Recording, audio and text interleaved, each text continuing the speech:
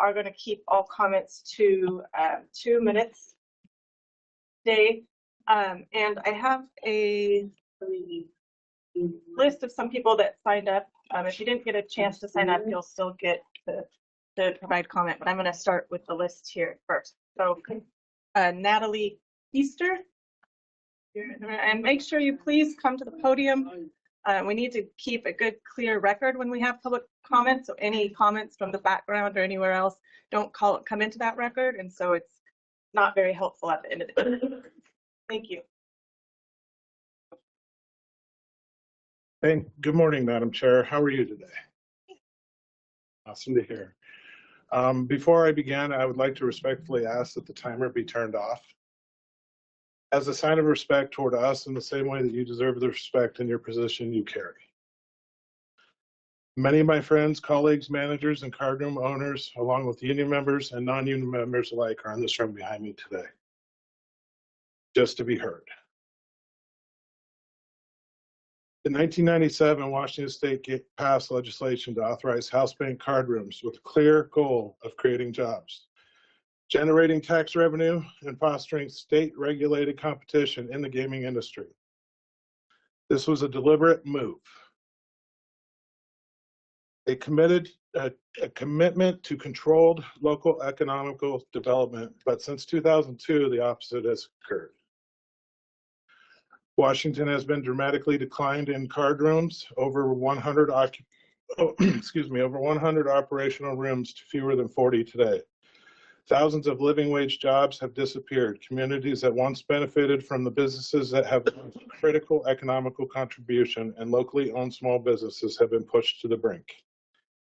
Meanwhile, tribal casinos have steadily expanded their reach, opening new opportunities, adding table games, with limits up to $5,000 now, and lobbying for exclusive rights in sports betting. While these operations thrive, the card rooms that were legally established to provide the same opportunity are being overregulated, out-lobbied, and increasingly pushed to the margins of the very industry we have worked to preserve, just to keep our doors open in the hopes that we can build again. If the intent of Washington State gambling laws under RCW 9.46.010 is to keep gambling honest, eliminate the criminal element. Thank you. I just have one more line, please. Sorry, we have to keep strict time. The next up is Jeremiah Ryan. Thank you. Thank you for your time, Madam Chair. Thank you. Appreciate your comment.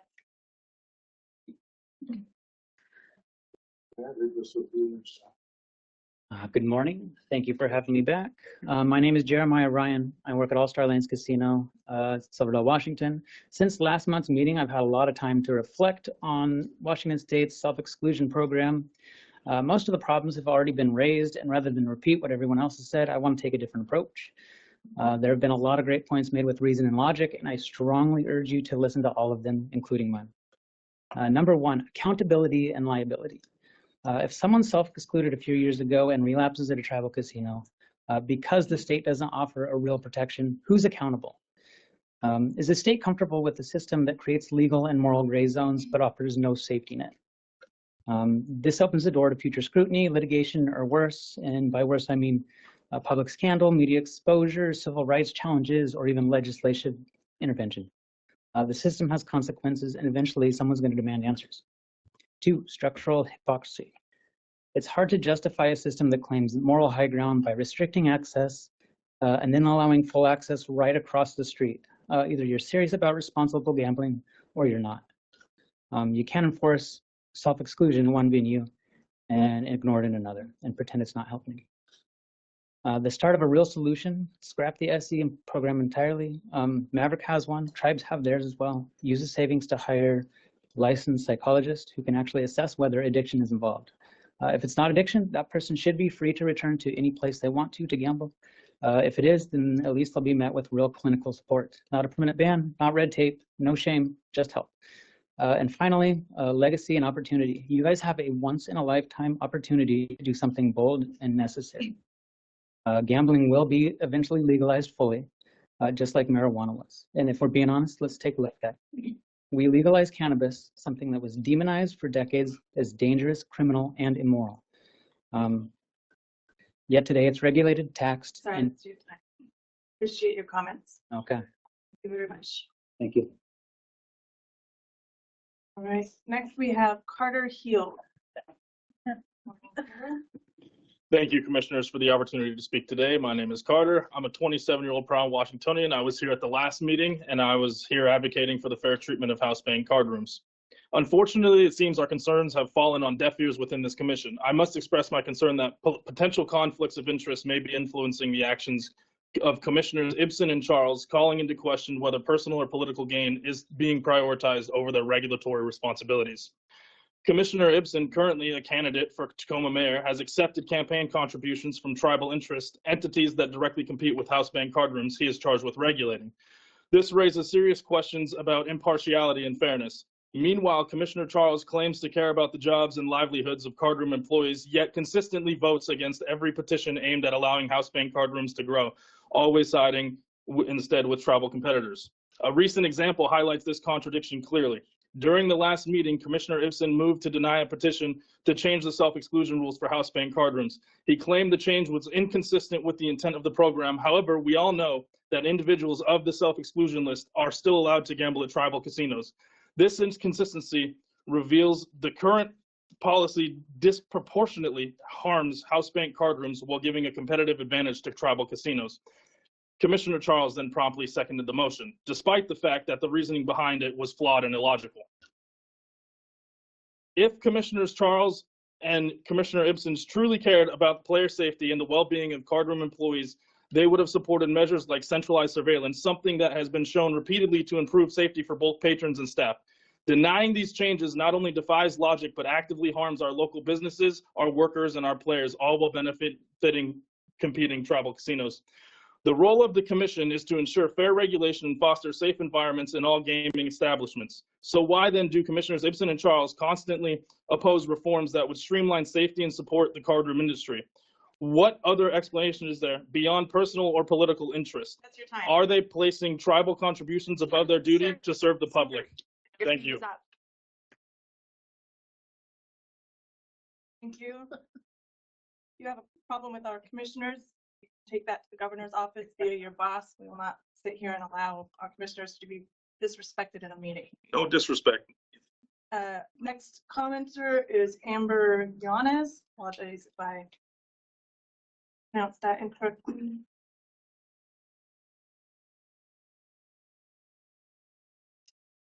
Amber not here. Okay. We will move to, or is she online? Okay, Clifford Berlin. Wow, is he pretty? I know the 2-minute thing pretty forwards. I'm trying to edit this video. I know. You guys, people came forward. I'm probably gonna get cut off like halfway through, guys. So just let me know the intention was there. All right. 4-hour drive. Hi, my name is Cliff Berland. I've been in gaming for 23 years in both tribal and card rooms. I'm an enrolled tribal member of a small northern California gaming tribe who served on tribal council with multiple terms. Decent understanding how tribal politics work. I decided to look at the commissioner section, see what kind of credentials you guys bring. And I came across your profile there, Mrs. Lawson, and I quote, Vice Chair Commissioner Lawson is an enrolled member of Iowa tribes in Nebraska. She's an attorney with Schwab, Williamson, and Wyatt. In Seattle, working with tribal governments and entities. Her areas of practice include native law. She's frequently advises companies, more so less. I don't think it takes a law degree to see that there's a definitely conflict of interest, right? Like, yeah, so if you do any work with any branch of tribe or its members, it's impossible to not have a direct connection to it. Your consistent votes always favor the tribal gaming, and your affiliation with Washington State tribes has me questioning your integrity.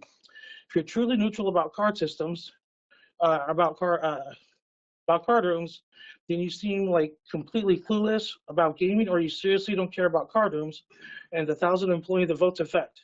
With that being said, I applaud your accolades. I wish you a successful career in working in law with our shared heritage, but I don't think you really have a business sitting up there. It's just too big of a conflict of interest. Thank you. So Orozco.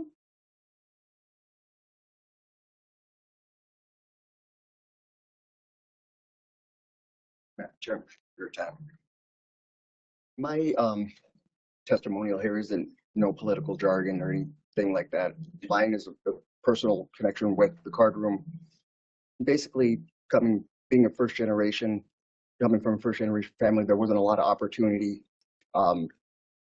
Basically, education, anything, financial literacy or anything like that. What the card room and the gaming industry has done for me and my family has made it easier to enact those livable wages that we talk about, being able to support the family, which in turn makes them support their family. My worry is with all the restrictions that you're putting on us is that the next generation of first generation people aren't going to have the same opportunity that me and my family have. And just this industry helps a lot of people who wouldn't have basically the means for any other, the lack of education that's going to get those livable wages. And so that's really all I have to say. Thank you very much. I appreciate your comment. Ginger Culbertson.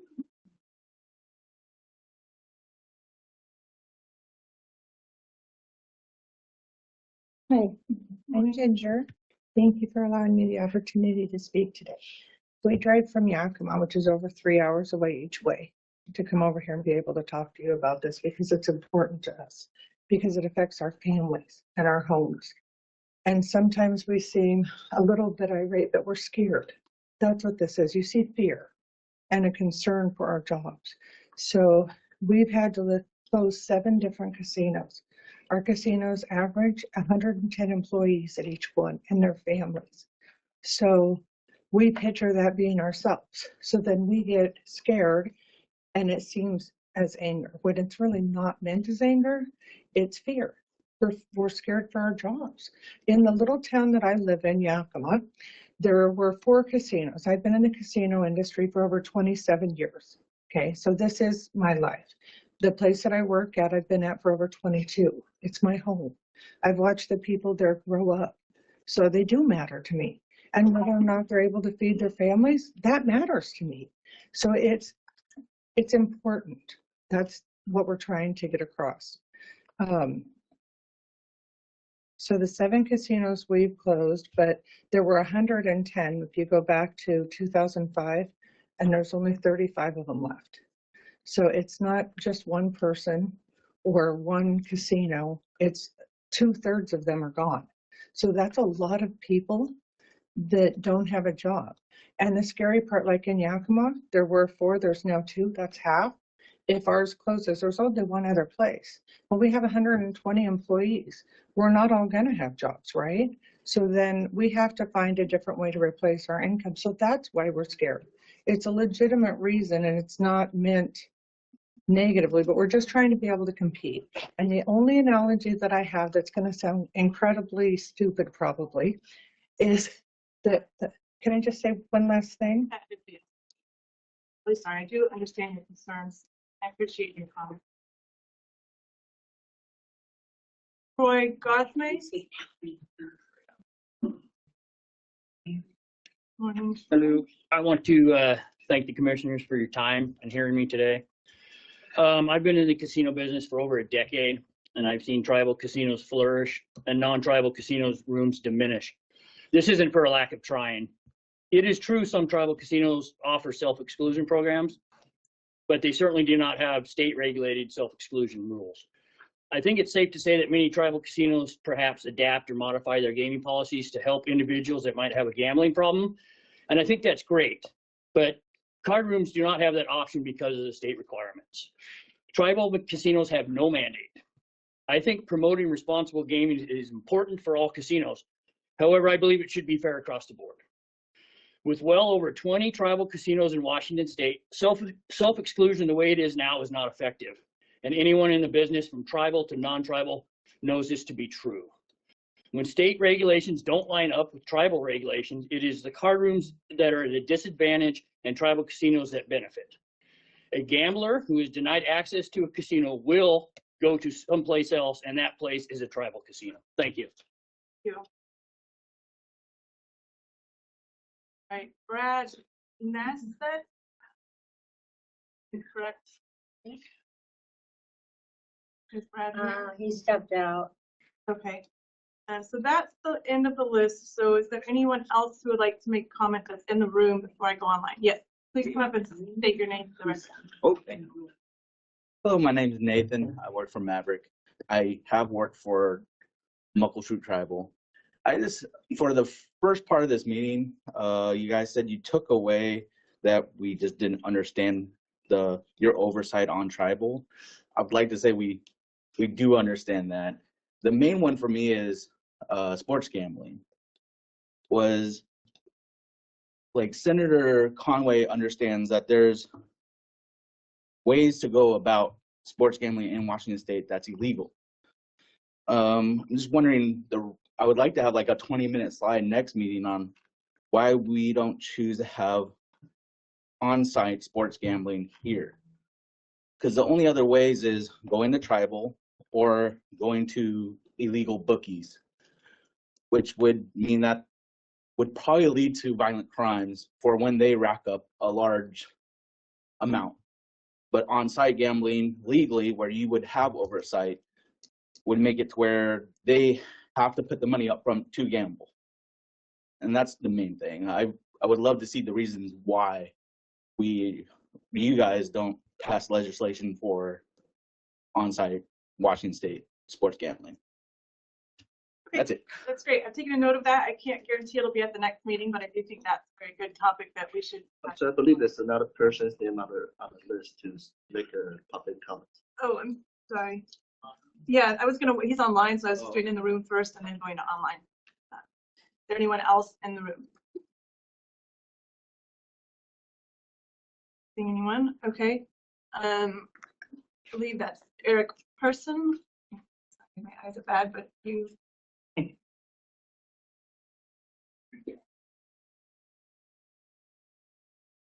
I believe you're muted. Okay, thank you. For the record, my name is Eric Person, owner of Maverick Gaming.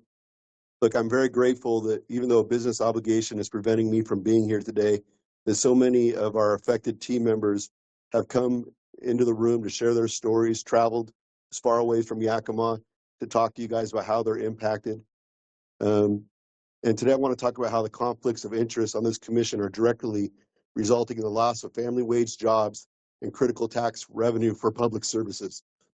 Commissioner Charles and Ibsen are political appointees who have documented financial and political interests with tribal nations in our state that are business competitors of Maverick Gaming. Their actions are deliberately disadvantaging real jobs and a regulated business like any other in our home state. Yesterday, I filed a formal ethics complaint with the Washington State Attorney General. There's a system in our state for ensuring that public officials are appropriately scrutinized so the public policy is not determined for their private gain. We very well understand that the commission does not directly regulate tribal compacts. Those are negotiated by the governor, but you do absolutely regulate things like bet limits for our card rooms.